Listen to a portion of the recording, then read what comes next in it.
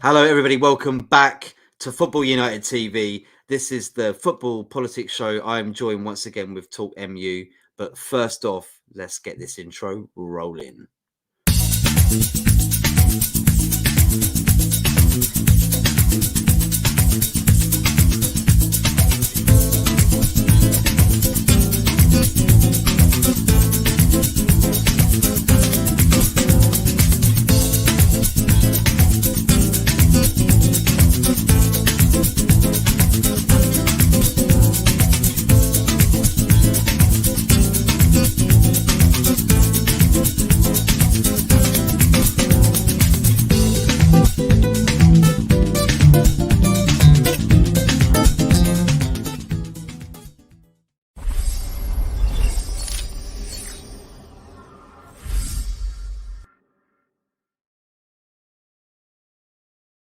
Yes, people, welcome back to the Football Politics Show, the show where we talk about all things football related off the pitch. And today I'm joined by the one and only, the guy from Mars, Talk MU. How you doing? Yeah, good. I was a bit late because I had to wait for the bus. And, I mean, they don't come round very often in Mars, mate. But yeah, no, all good, all good. Was that a bus made by Jeff Bezos by any chance, or maybe somebody else in particular? No, it was an Elon Musk. It was an Elon Musk bus. So That's what I was it going ran to out say. of electricity. It ran out of electricity, so they had to recharge it, and then that's why I was waiting. But it's not all bad. Got a nice view of Earth from up yonder, so it's all good. Well, that's nice then. At least you got that. And yeah, Elon Musk, Jeff Bezos, of course, trying to compete to be the first people to Mars, I believe, isn't it? So wonder who's going to get there. But look, big discussion today. Talk. I know it's been a lot in the media recently about what's happened at West Ham with Kurt Zouma. And look, I think we really want to delve into, first of all, West Ham's stance on the whole thing. I mean, everybody pretty much thought that he wasn't going to be playing in that game that they won, and they did. They put him in. And what do you make of this, mate? Their stance on it? Do you think that money has an overruling on morals these days when it comes to maybe not just sports, but life in general? Yeah, I mean, in certain aspects of society, I think it definitely does. And in sport, in football, yeah, I mean, so somebody, whether this was a board decision, whether this was a conversation had between Moyes and the board, the owners, should I play him? What do you think? Maybe David Moyes might not want to play him, but he might have been told that he's got to, or it's just a case of David Moyes looking at the position they're in, knowing that he's the best option, and just going with it. But then, to be fair, I mean, I think I've heard other people saying it as well, so it's not it's not just me saying it, but I think it was a bit of a bad decision, to be honest with you. And I just think the whole thing has been I mean, look, one thing we can look at this and say is this is not the kind of thing that happens all the time. These kind of incidents. So, it was a shock. It was shocking to see, most definitely.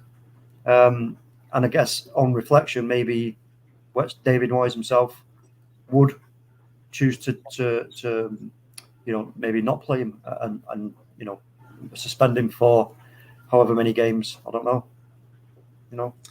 Do you think, though, Talk? I mean, Gold and Sullivan, the owners of West Ham, the guys on the board, the guys that make the decisions, kind of leaving it for David Moyes, David, not Chris Moyes, David Moyes to handle. Should it have been his decision? Don't you think that the board should have probably taken over that decision and said, look, I think it's probably best that you don't play him, especially with the media coming at him at the moment, and we need to sort this out? No. For me, David Moyes is the manager. He makes the decisions. The only time they get involved is in obviously big money spends, players in, players out, that kind of stuff. I think when it comes to things like that, then that's down to David Moyes. So you look to him as the leader of the club, the face of the club, to make those big decisions. And like I say, on reflection, he may well now be regretting the fact that he actually did pick Kurt Zuma, and also I believe Kurt Zuma was terribly badly advised right after the incident. After this video came out, whoever's advising him and the club themselves, that's where then you look to people like the board, the Sullivans and the Golds, to say, yeah, well, hold on a minute. Firstly, this is absolutely diabolical and disgusting. And secondly, you need to get yourself live on a video explaining yourself and apologizing sincerely. And also, the fine, where this fine is being imposed by West Ham, it should have been quickly put out there. Look, we're fining Kurt Zuma 250 grand, and that money will get sent to all the local cats protection leagues within the radius of our club. Yeah, we will split it between them all, and we will give that to the cats protection leagues. I think that sorry, go on. Just to throw in there, mate. I mean, maybe he should have literally offered that money before even being asked to pay fines. Maybe he should have said, "I should really give up a lot of my wages and from what I get from this club to what you say, the organisations like the RSPCA and CAT organisations." Maybe he should have offered that. Yeah, but listen, we like us. We if we make a mistake in our life, we do something. It's like, right, we have to answer to the missus. We have to answer to the missus. Or you have to answer to your boss. In that case, that's me, because I am the boss. I'm my own boss. So, whereas you put yourself in that position of a really famous footballer, massive wages, this thing gets leaked. This incident gets leaked out. He then finds himself in a whirlwind, and I just think that's where he probably didn't know where to turn. He probably was panicking and wondering, crap, what do I do now? And that's what I'm saying. He was, badly advised, in my opinion. And yeah, listen, we can say all we want about. I think it's already been said. There's nothing I can add to it to make it sound any worse, and I'm not going to try. But everything's already been said about his actions. So I don't need to cover that. We all know what we think about those actions. The message here is that needs to be put out is what he's learned from that. Why you mustn't do that, especially to youngsters. I mean, that for me, that's where you have to put the message across to the youngsters and try, because if you don't help them make sense of it in the right way, then some will make sense of it in their own way, but do it in the wrong way. Well, yeah, there's been lots of cases of kids and parents saying about the reactions of their kids to this, and they were looking at the team. I mean, as an example, someone said their kid was looking up the team sheet before the game just to see whether he actually was going to be played or not, and when they saw him on the team sheet, they were astonished. These are kids. That's their reaction to this. So that is obviously sent off a bad signal.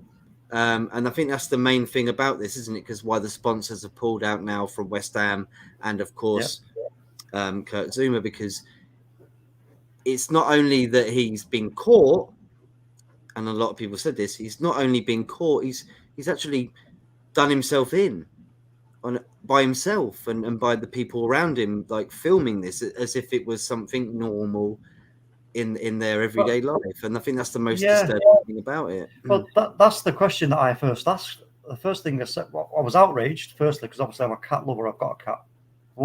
This is only my second cat. My first cat, she lived she was nearly 22. And now the cat I've got, she's only 2. And I love cats. I absolutely love cats. And she gets treated like an absolute baby, like a real person. I mean, I treat her like a real person. I talk to her, I cuddle her, I kiss her, I groom her, I spoil her.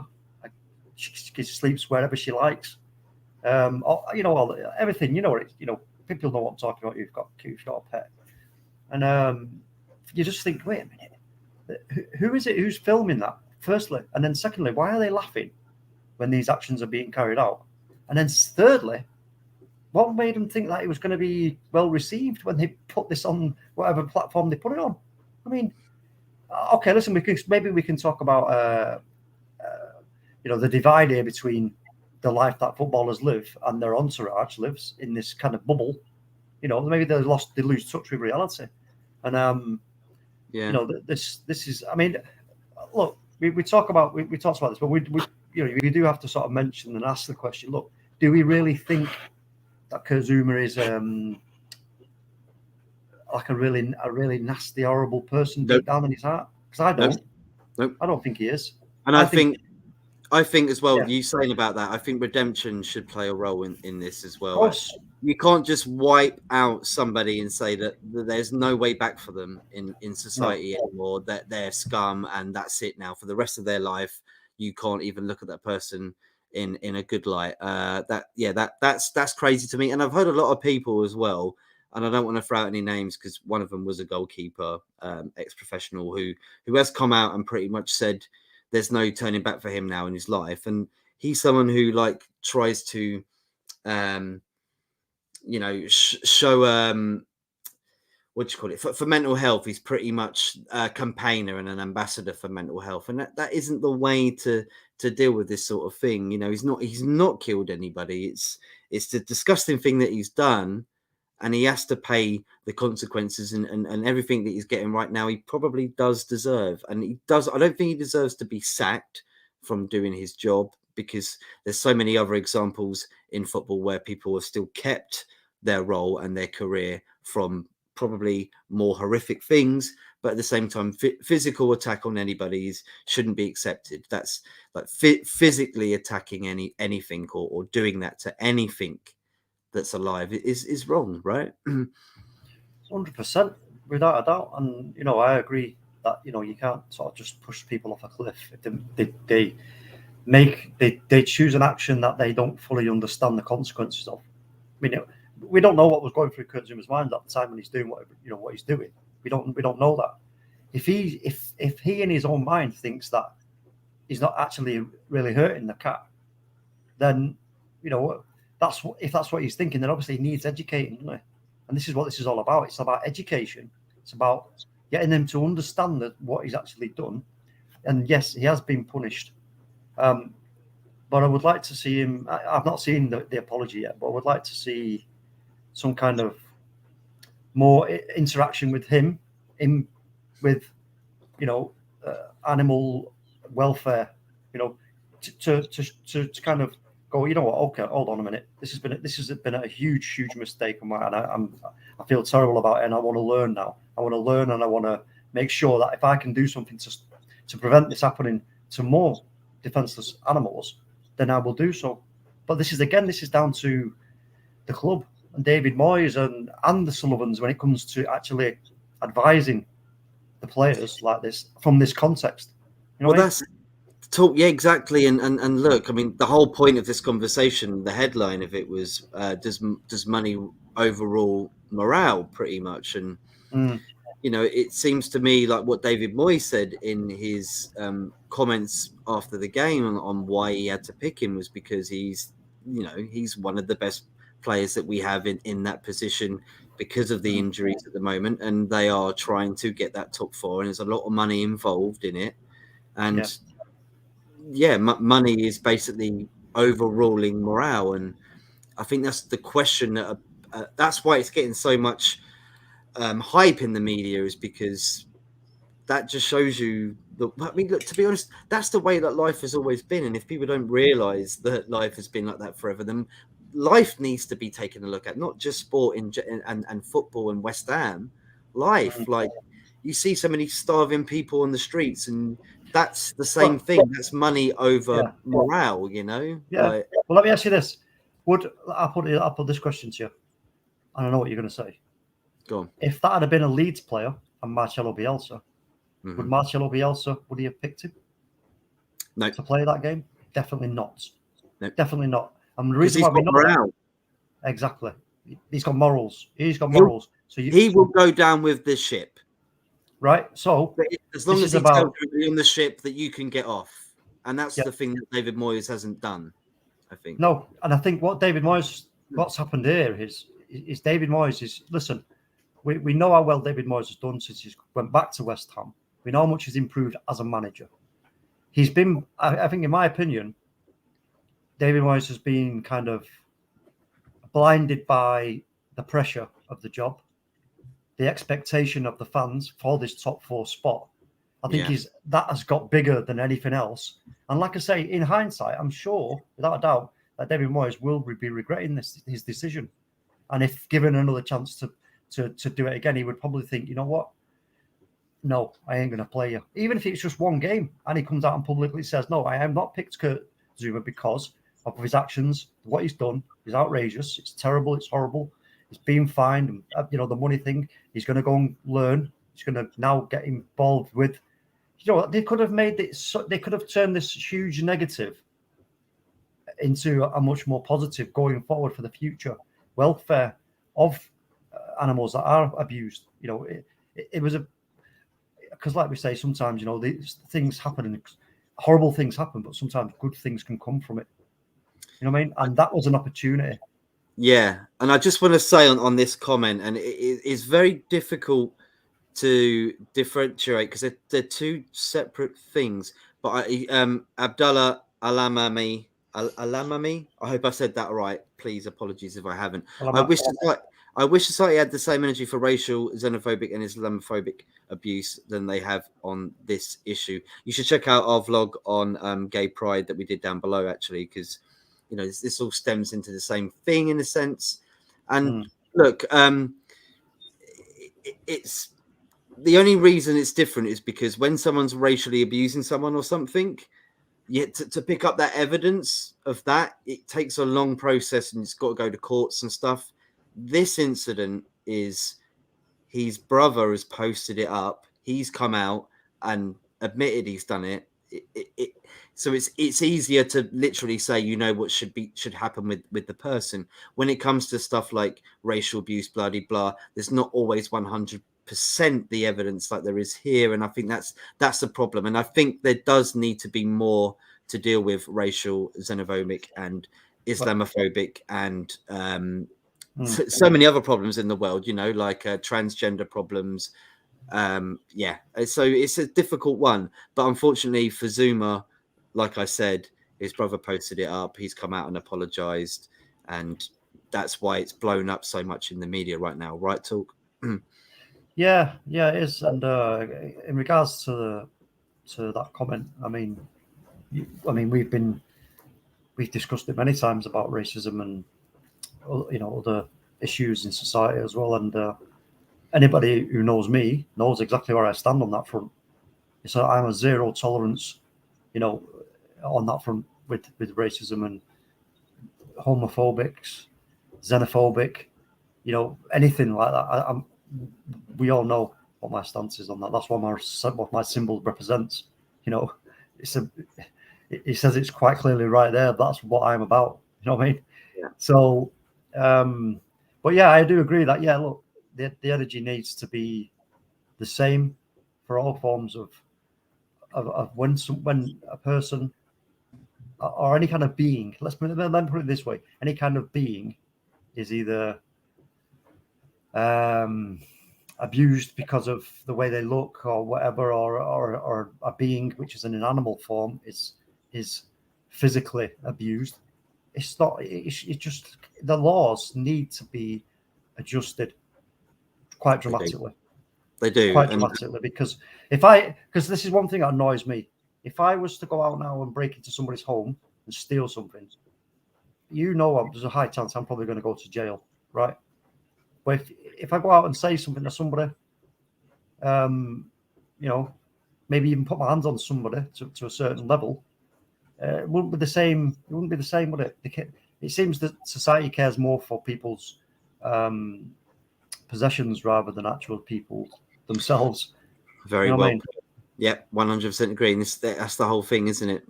They care more. West Ham care more about their chances of getting top 4 than they do about the welfare of a cat. Before you bang on, Talk, before you come in, I'm just going to add Charlie. And Charlie, how you doing? Not bad, mate. You? Yeah, not too bad, mate. Not too bad. Thanks for coming in. Carry on, Talk. Yeah, in terms of the club side of things, like I said, you have to. This whole thing happened really quickly. The club are in this position of, the top 4. David Moyes, it's the expectation, the pressure, the whole wave of all that. I think it just, it almost just tipped him over the edge. You know what I mean? In terms of not being able to sort of stand up to that and go, you know what? No, I'm not going to let that get in the way here. This is wrong, and you ain't playing. He just let all the other aspects of the club's position right now and their chances of top four get the better of him. And again, is it? I don't think we look at David Moyes as some kind of somebody who's not got any empathy for animals or anything like that. I don't think it's got anything to do with that. I think it's clearly and obviously what I've said now in terms of his inability to push back against the pressure and expectation of the club for the top four spot. It's just got the better of him. Yeah. And look, Charlie, asking you your opinion as well, a younger mind clearly from me and talk. I hate to say that. I wish I was as young as you, bro. But how do you feel about this incident that happened? Do you think West Ham made a mistake on their decision to play Zuma? Probably, to be honest. With the club as a whole, as you've just said, Matt, top four aspirations for Champions League football's got the better of them, and they don't care what's up with their players as long as they can get third or fourth place or something like that in the Premier League. Yeah, and that is the main point, isn't it? The whole point that we've said a time and time again, that it's the money that talks. And I think that should change, surely. I mean, because if it was me, you, or Charlie that did anything like that, anybody in the world, in any industry, in the world, would probably be. No, I'm not saying that he should be sacked or anything for it. I think there is redemption here, and I wish to see that in everybody. I don't care what people have done. I always want to see the best. Always want to think the best in people. And I think that's important as well. I know there's a lot of people that sort of write him off as if he's now got to go and live in a cane like a leper. And I don't like that talk. But yeah, he's got to understand, isn't he, what he done is a mistake, and maybe show that he's actually making his own commitment to changing what's happened instead of like having people tell him what to do. Well, I think from my point of view, I think this will now set a precedent. It's almost like a law. When something happens really bad and then a law comes out, like there's been so many laws about when people have been killed or other incidents. And all right, I'm not saying what he did was really, really shocking. But what I'm saying is when now, if anything like this was ever to happen again, clubs would not make the same mistake that West Ham have made. So from that point of view, a lesson has already been learned, in my opinion. You know what I mean? Like recently with Man United and the recent events at Man United, they took the right step straight off the bat. Bam, that decision was made. So clearly, all clubs operate the same. And I'm not sort of waving a tarred brush at West Ham when I say that. It's just a case of, the severity of both actions I know are totally different. But in the same breath, it's still two totally unacceptable types of behaviour that we don't accept in society. It's not the normal thing, it's not the kind of thing that we go, oh well, all right, don't worry about it, we'll let you off. No, you know what I mean? It just doesn't work like that. So I think a lesson has been learned here, and it will be learned by clubs going forward. Well, let's hope we don't ever see it again. But if we did, then I think clubs will act really swiftly and in the correct manner. Well, yeah, you've got Premier League players right now that have done things that have been horrific. You look at Marcos Alonso for Chelsea. I can say that because he was charged with manslaughter/murder. Did anybody know that? Didn't know that. Yeah. You didn't know that? No, not so. Yeah. When was that? When was that? A while ago. 10 back years when ago. Yeah. Okay. And the passenger died. Yeah, it was. Right. Okay. But like you don't hear these things, and he was given another chance. And like you say, you don't know about these things, and Zuma does deserve another chance, but he needs to show remorse and he needs to show that he really wants to understand what he did was wrong. That is redemption.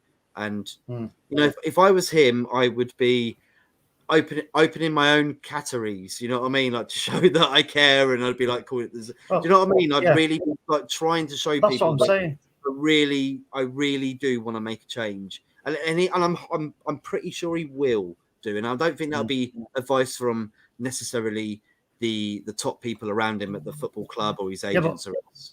But I think that'll be people in his family saying, "You need to do the right thing, son." You know, like his mum maybe or. Friends, friends, but also, this is where, because like I said before,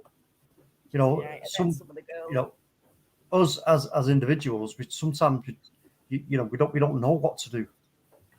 There's no shame in saying, I don't know what to do. Where's the shame in that? There isn't.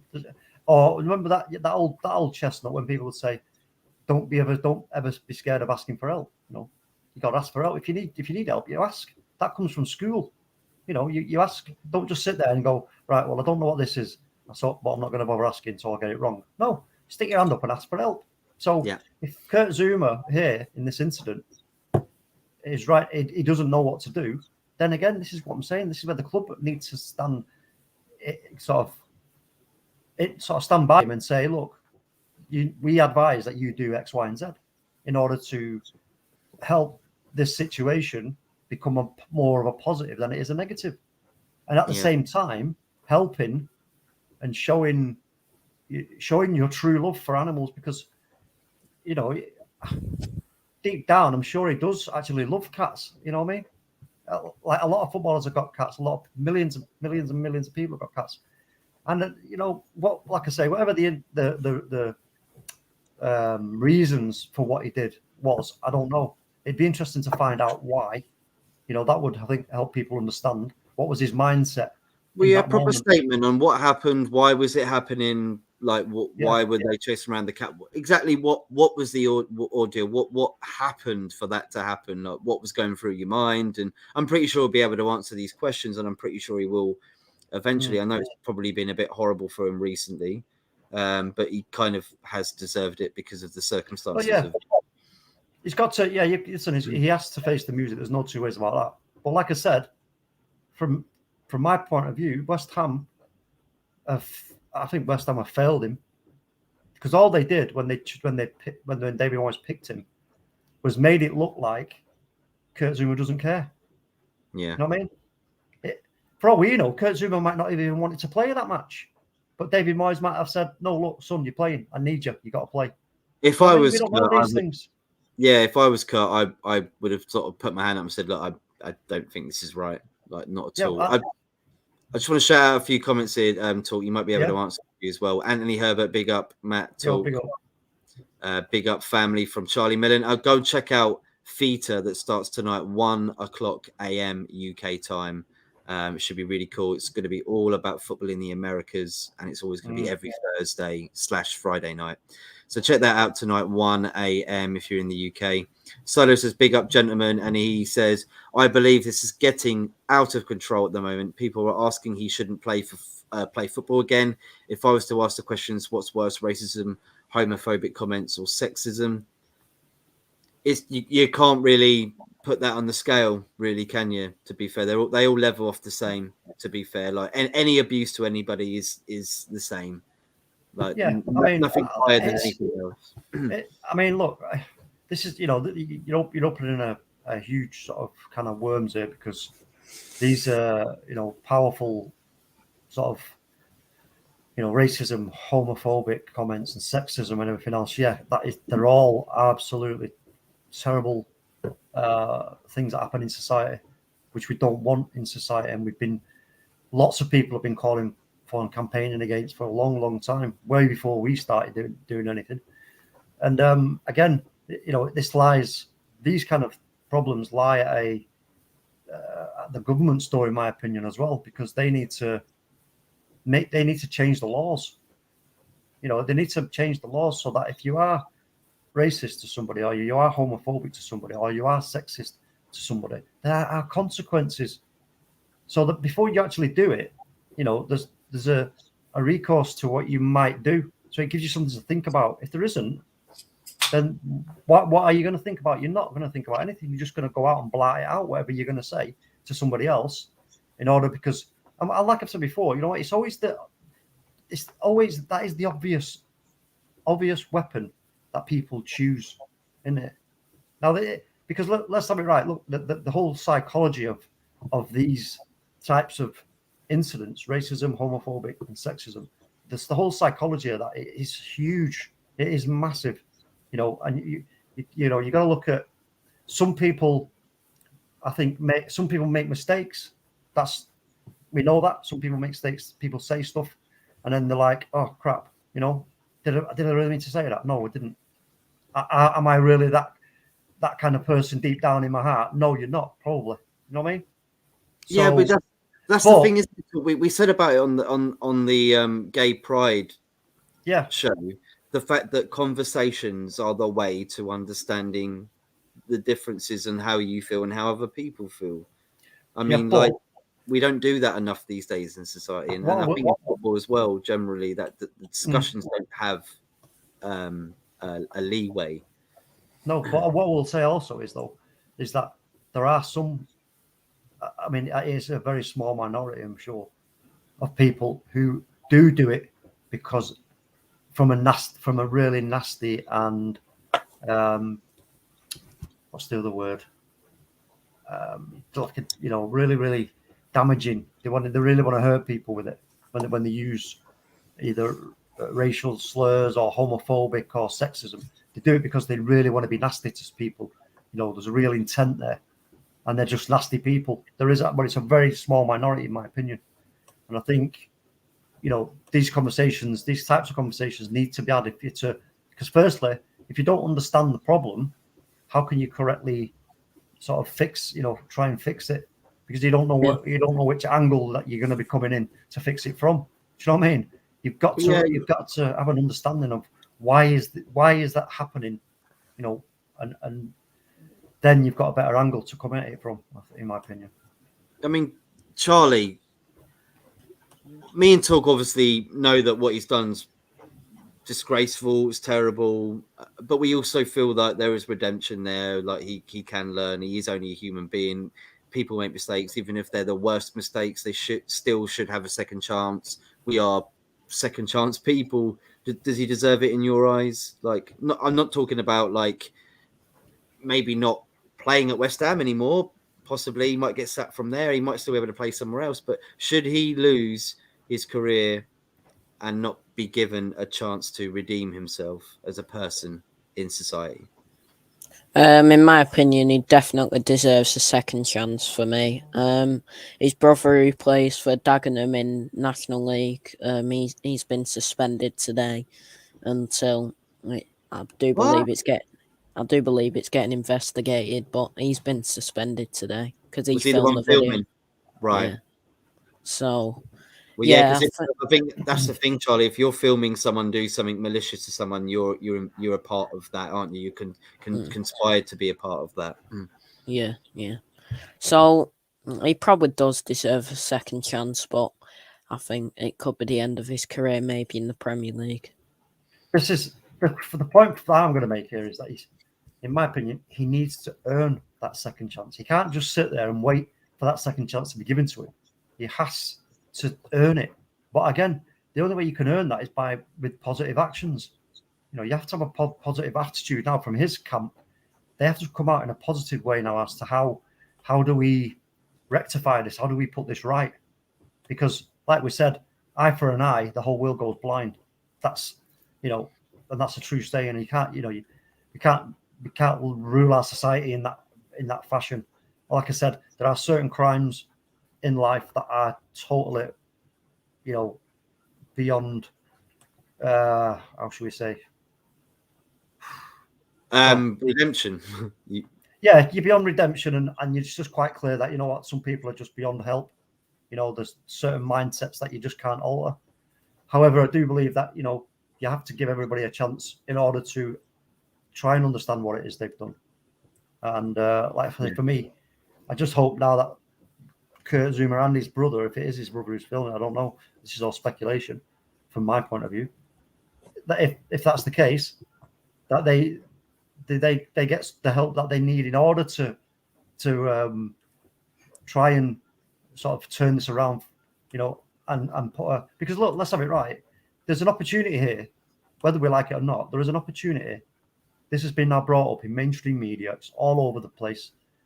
This is the moment that whilst it's in the spotlight, animal cruelty, for them to have a voice about it and to make an impact in terms of change, making people more aware. You mustn't let that light dim out, because once that light dims out, that moment has gone. So this is, again, for me, West Ham, I don't know who advises these people, but they need to be advised and told that this is your moment right now to actually put this right and actually, do something really good whilst you have this moment to do so. And at the end of the day, I think it's already getting too late in the day for them to do that. But they have to do, if they're going to do it, they have to do it quick.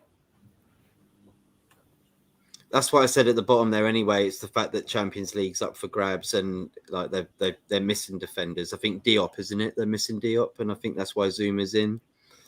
Well, no, I think Diop was available, but I don't think. I thought he might have been in. No, I don't think he's quite as good as Zuma, is he? So, it's one of those ones. Yeah. Massive respect to Football United TV crew. Thank you, Abdallah, mate. Thank you so much for coming in. Who do you support as well, Abdallah? Let us know if you still are watching.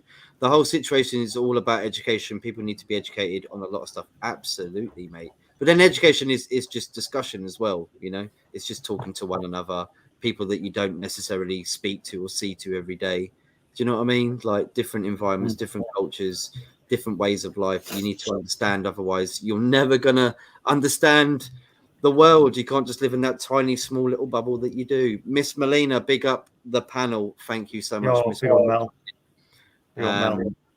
Any more thoughts on this? Because I know, look, just to go on topic, but off topic a little bit, I know there were some comments made from Glenn Hoddle about Dele Alli and the way he shows up to training and the way he showed up to the unveiling at Everton the other day.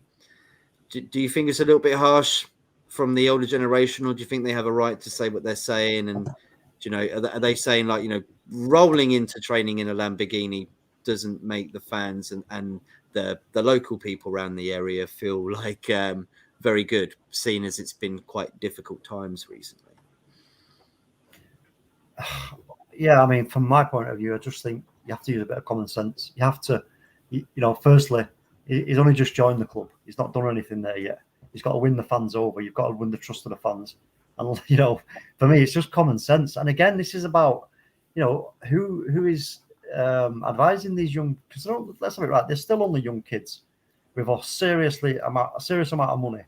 And, they need to be educated from that point of view about, what is it? What's the reason why you're actually getting into that Lamborghini and going to drive it right now?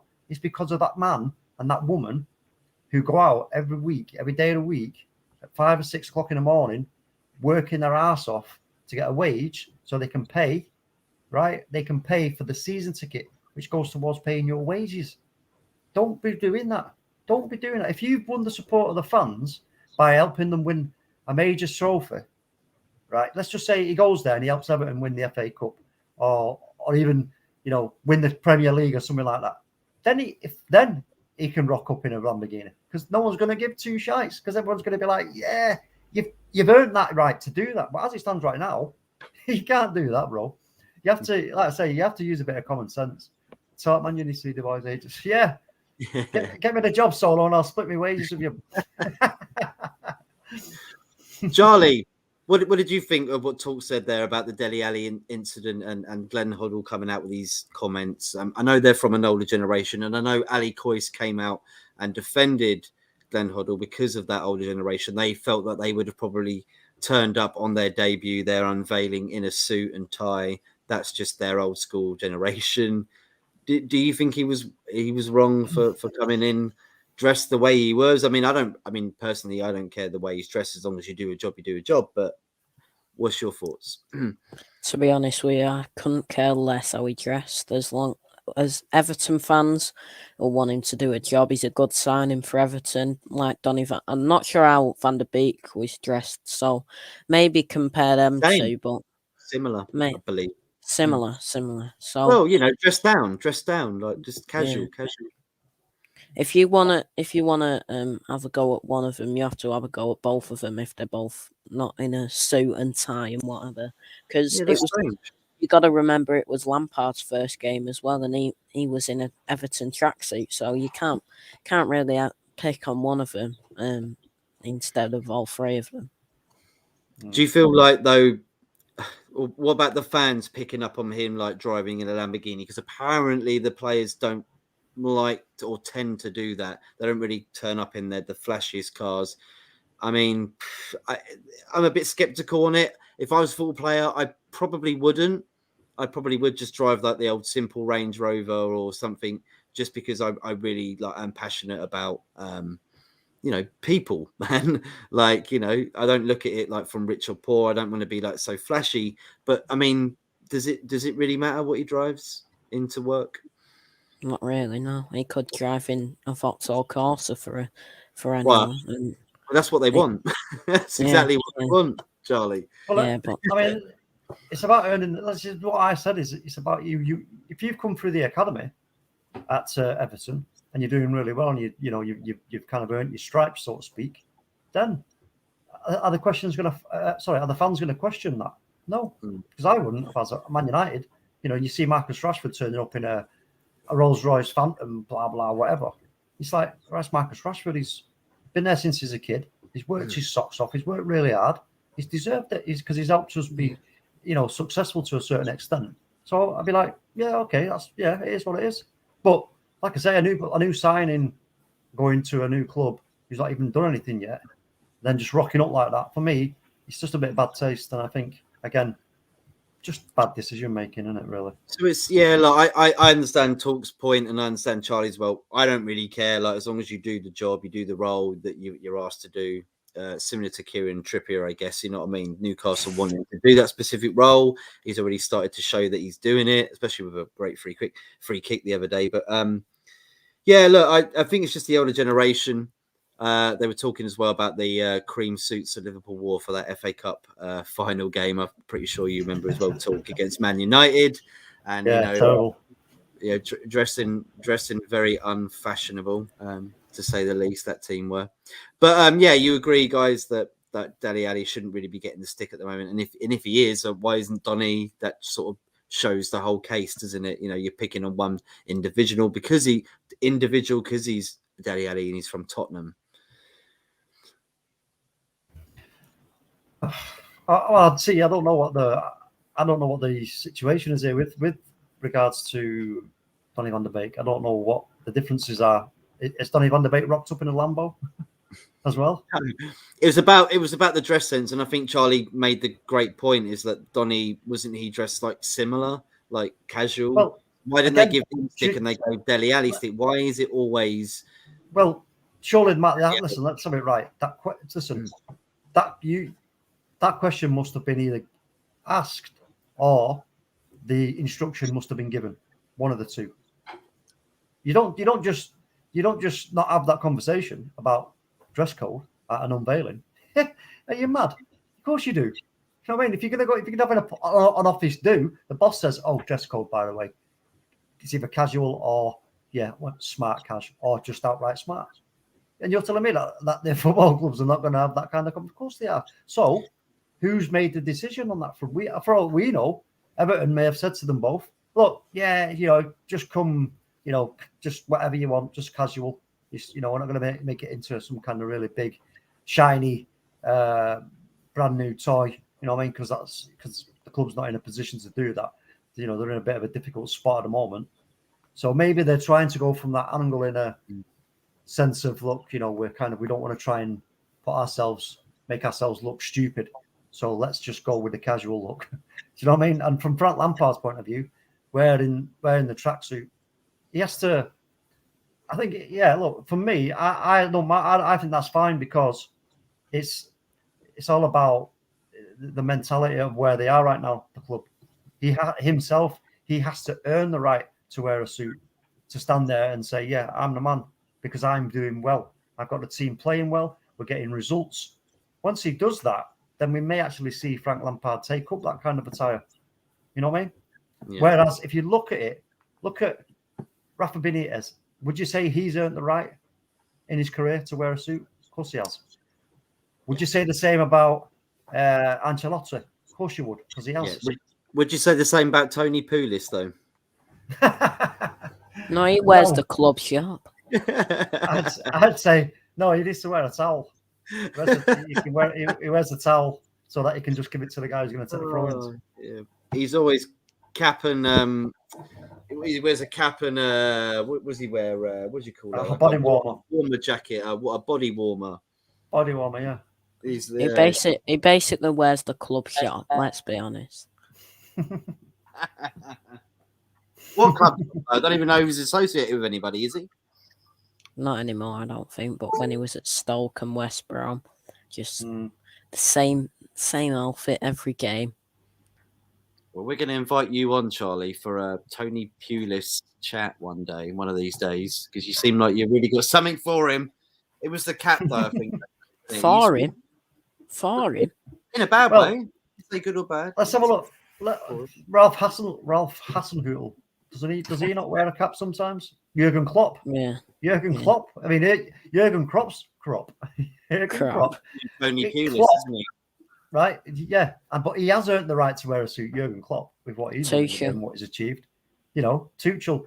But they don't, because, you know, that's their personal choice. You know what I mean? So yeah, it's a again, that is a whole nother conversation, isn't it? To try and get the best kind of outcome from that, to be fair. It is. But we're going to finish off now, though. Very good conversation. I think we got a lot off of our chests here as well. And I think we were pretty calm, direct, and gave a good opinion there, actually. So go check it out if you didn't, because I think that was just straight off the top. Miss Molina, big up to Charlie in the house. Klopp does not wear a suit. No.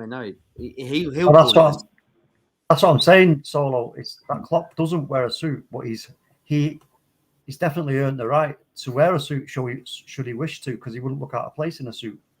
A Gareth Southgate and wear a waistcoat. You know, what's he going to go for this time at the World Cup? I don't know. We'll find out. You never know. You might just wear a onesie. Go check out Football United TV tonight, because we got the Theta show at 1 a.m.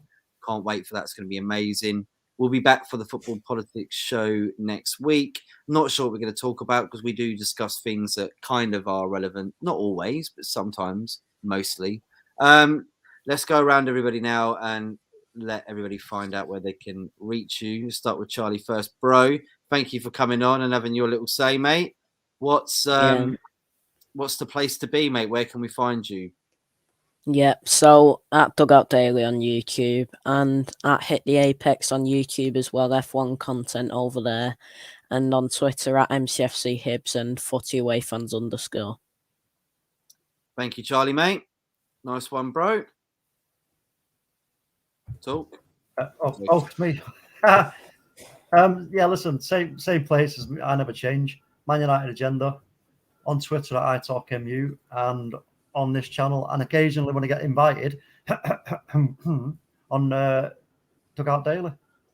Okay, Talk. You didn't have to do that. Don't talk about your irrelevant club nowadays, unfortunately. Anthony there with his is that what did you just say, Charlie? What did you just say? Whoa, look at that plane over there. That's crazy. Yeah. Cheek of it. How dare you? Outrageous. Well, I'll let you off, because you're only young. I'll let you off. Do you wear a Downtown Abbey suit then? What's he going on about here? Downton. Then? No, Downton Abbey. Downtown. It's that that Abbey that old program about the old Abbey thing, where it's all like hoity-toity and all proper like, who I say, blah, blah, blah. Oh, yes, rather. A cup of Earl Grey would be smashing. Absolutely splendiferous, old boy. What, me here in a suit with my reputation? Fancy a game of croquet, sir? Oh, splendid. Yeah. Charlie Millen, yes, little bro. Solo says, in my profession, wear a suit all the time. Well, you do sell suits. Yeah. And actually, yeah, Solo always looks dapper, man. Whenever you see him, whenever I do a video call, you see him, man. He's always got like proper. He's always sharp. He's always dressed sharp as a tack. But I want to see you wearing some braces, though, man. Like I never see you wearing braces with your suit. So let's see that. And I definitely I wonder what Chris Wilder wears. Chris Wilder wears smart cash. Hey, piss off! I just do one. Just picked up on that. You idiot. Yeah, nice one, Charlie. Oh, mate, that was a good one. You that one. I did, didn't I? Yeah. Oh, mate. Well, Chris Wilder wears a plate of steel because he's from Sheffield, and Sheffield is the main place for steel. Ah, Sheffield, lad. Sheffield. They make that best steel in the world in Sheffield, lad. Very Alan Partridge. Chip butty. You love steel in a chip butty? Is that what you said? Oh, chip butty can be quality. Oh, I love chip. Hey, listen, if you're having a chip butter, it's got to be medium bread, fluffy fresh, with a good thick layer of butter on it. What do you put on your chips, Tom? When do I put my chips? Just salt, mate. Don't be telling me you put vinegar in their chips because that's a crime. That is a crime. There's a lot of explicit coming out here. What do you put on your chips, and what do you butter your bread with? By the way, everybody, if you don't know what a butty is, it's a sarnie, a sandwich. Oh, it's not a sarnie because they won't know that either. You got to. Yeah, a sarnie. You know, we say a sarnie. What's a sarnie? What's a sarnie? What's a butty? A sarnie is a butty, and a butty is a sandwich. But what it? Right, there we go. Sandwich. So when Charlie says Man City, you say it. It's spelled as you would say it, City. So Citeh. Same with butter, like a butter. Like the Etihad, butter. Yeah, Etihad. We won't say the Etihad. Oh, the Etihad. I've never said Etihad in my life. Yeah, it's like what? Why? What did the Etihad? What do you mean had? Oh, it's the Etihad or the Emptyad, whatever you want to call it. I prefer the Emptyad. Still struggling to fill it. Like the protest, like the ESL protest, wasn't it? Like 4 fans. Charlie was one of 4. I was 3 of them.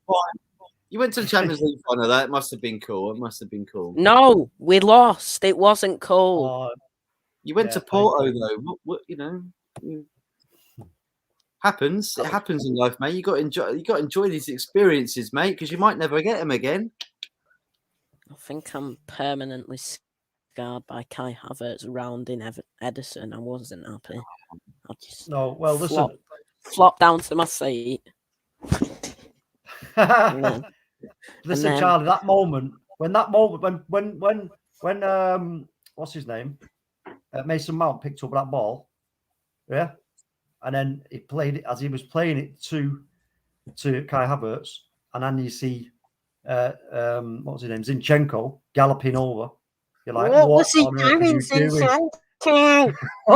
Why are you even over there? You shouldn't be over there, you clown. You should be like way up the pitch. You should have been way up the pitch. But he totally naffed it royally. But you know what? Listen, it was a great match to watch. It was a great match to watch, and no, it I nearly lost. Chelsea played about 15 at the back. Well, boring. I nearly lost 20 quid to Jan, to Jan City, but fortunately she took pity on me and said, "No, it's all right, it's cool, don't worry about it."